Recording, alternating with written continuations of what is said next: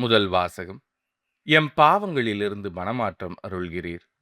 சாலமோனின் ஞான நூலிலிருந்து வாசகம். அதிகாரம் 12, இறைவசனம் 13 மற்றும் 16 முதல் 19 முடிய. ஆண்டவரே, உம்மை தவிர வேறு கடவுள் இல்லை. எல்லாவற்றின் மீதும் நீர் கருத்தாயிருக்கிறீர். முறைகேடாக நீர் தீர்ப்பு வழங்குவதில்லை என்பதை யாரிடம் காட்ட வேண்டும்? உமது ஆற்றலே நீதியின் ஊற்று. அனைத்தின் மீதும் உமக்குள்ள ஆட்சியுரிமை அனைத்தையும் வாழும்படி விட்டு வைக்கிறது. மனிதர்கள் உமது வலிமையின் நிறைவை ஐயுறும்போது நீர் உம்முடைய ஆற்றலை காட்டுகிறீர்.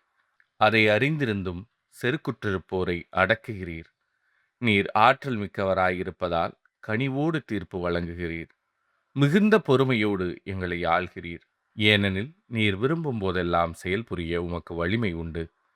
நீதிமான்கள் மனிதநேயம் கொண்டவர்களாக இருக்க வேண்டும் என்பதை இச்செயல்கள் வாயிலாக உம் மக்களுக்கு கற்றுக் கொடுத்தீர். உம் மக்களை நன்னம்பிக்கையால் நிரப்பினீர். ஏனெனில் பாவங்களிலிருந்து மனமாற்றம் அருள்கிறீர். இது ஆண்டவரின் அருள்வாக்கு. இறைவா, உமக்கு நன்றி. பதிலுரை பாடல். ஆண்டவரே, நீர் நல்லவர், மன்னிப்பவர். என் தலைவரே, நீர் நல்லவர், மன்னிப்பவர். உம்மை நோக்கி மன்றாடும் அனைவருக்கும் பேரன்பு காட்டுபவர். ஆண்டவரே, என் வேண்டுதலுக்கு செவி கொடும். உம் உதவியை நாடும் என் குரலை கேட்டருளும். ஆண்டவரே, நீர் நல்லவர், மன்னிப்பவர். என் தலைவரே, நீர் படைத்த மக்களினத்தார் அனைவரும் உம் திருமுன் வந்து உம்மை பணிவர். உமது பெயருக்கு மாட்சி அளிப்பர். ஏனெனில் நீர் மாட்சி மிக்கவர், வியத்தகு செயல்கள் புரிபவர். நீர் ஒருவரே கடவுள். ஆண்டவரே, நீர் நல்லவர், மன்னிப்பவர். என் தலைவரே, நீரோ இரக்கமிகு இறைவன், அருள் மிகுந்தவர், விரைவில் சினமுறாதவர், பேரன்பு உண்மையும் பெரிதும் கொண்டவர். என்னை கண்ணோக்கி என் மீது இறங்கும். உம் அடியானுக்கு உம் ஆற்றலை தாரும். உம் அடியாளின் மகனை காப்பாற்றும். ஆண்டவரே, நீர் நல்லவர், மன்னிப்பவர். இரண்டாம் வாசகம். தூய ஆவியார் தாமே நமக்காக பரிந்து பேசுகிறார். திருத்தூதர் பவுல் ரோமியருக்கு எழுதிய திருமுகத்திலிருந்து வாசகம். அதிகாரம் 8, இறை வசனங்கள் 26 முதல் 27 முடிய. சகோதரர் சகோதரிகளே, தூய ஆவியார் நமது வலுவற்ற நிலையில் நமக்கு துணை நிற்கிறார். ஏனெனில் எதற்காக, எப்படி நாம் இறைவனிடம் வேண்டுவது என்று நமக்கு தெரியாது. தூய ஆவியார் தாமே சொல் வடிவம் பெற முடியாத நம்முடைய பெருமூச்சுகளின் வாயிலாய் நமக்காக பரிந்து பேசுகிறார். உள்ளங்களை துருவி ஆயும் கடவுள் தூய ஆவியாரின் மனநிலையை அறிவார். தூய ஆவியாரும் கடவுளுக்கு உகந்த முறையில் இறை மக்களுக்காக பரிந்து பேசுகிறார். இது ஆண்டவரின் அருள்வாக்கு. இறைவா, உமக்கு நன்றி.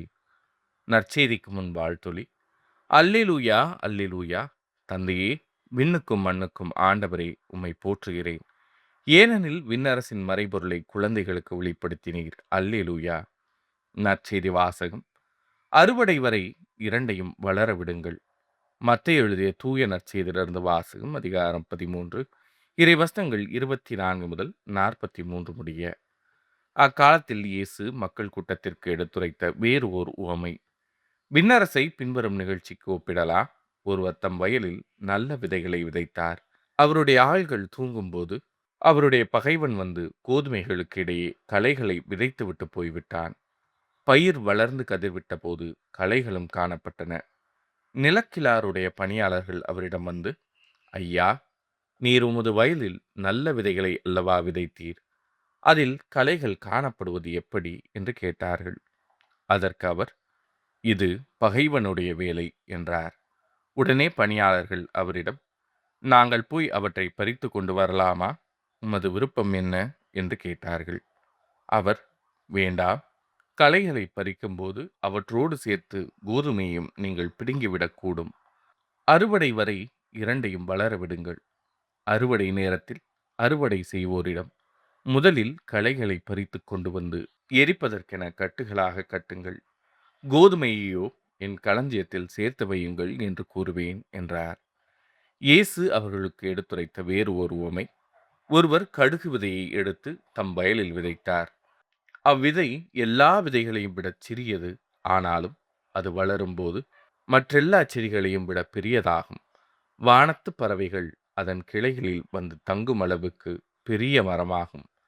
விண்ணரசு இக்கடுகு விதைக்கு ஒப்பாகும். அவர் அவர்களுக்கு கூறிய வேறு ஓர் உவமை. பெண் ஒருவர் புளிப்பு மாவை எடுத்து 3 மரக்கால் மாவில் பிசைந்து வைத்தார். மாவு முழுவதும் புளிப்பேறியது. விண்ணரசு இப்புளிப்பு மாவுக்கு ஒப்பாகும். இவற்றையெல்லாம் இயேசு மக்கள் கூட்டத்துக்கு உவமைகள் வாயிலாக உரைத்தார். உவமைகள் இன்றி அவர் அவர்களோடு எதையும் பேசவில்லை. நான் உவமைகள் வாயிலாக பேசுவேன், உலகத் தோற்றம் முதல் மறைந்திருப்பவற்றை விளக்குவேன் என்று இறைவாக்கினர் உரைத்தது இவ்வாறு நிறைவேறியது. அதன் பின்பு இயேசு மக்கள் கூட்டத்தினரை அனுப்பிவிட்டு வீட்டுக்குள் வந்தார். அப்போது அவருடைய சீடர்கள் அவர் அருகே வந்து, வயலில் தோன்றிய களைகள் பற்றிய உவமையை எங்களுக்கு விளக்கிக் கூறும் என்றனர். அதற்கு அவர் பின்வருமாறு கூறினார். நல்ல விதைகளை விதைப்பவர் மானிடமகன். வயல் இவ்வுலகம். நல்ல விதைகள் கடவுளின் ஆட்சிக்குட்பட்ட மக்கள். களைகள் தீயோனைச் சேர்ந்தவர்கள். அவற்றை விதைக்கும் பகைவன் அலகை. அறுவடை உலகின் முடிவு. அறுவடை செய்வோர் வானதூதர். எவ்வாறு களைகளை பிரித்து தீக்கிரையாக்குவார்களோ அவ்வாறே உலக முடிவிலும் நடக்கும். மானிட மகன் தம் வானதூதரை அனுப்புவார். அவர்கள் அவருடைய ஆட்சிக்கு தடையாக உள்ள அனைவரையும் நெறிகெட்டோரையும் ஒன்று சேர்ப்பார்கள். பின் அவர்களை தீச்சுளையில் தள்ளுவார்கள். அங்கே அழுகையும் அங்கலாய்ப்பும் இருக்கும். அப்போது நேர்மையாளர் தம் தந்தையின் ஆட்சியில் கதிரவனைப் போல் ஒளி வீசுவர். கேட்கச் செவியுள்ளோர் கேட்கட்டும். இது ஆண்டவரின் அருள்வாக்கு. கிறிஸ்துவே உமக்கு புகழ்.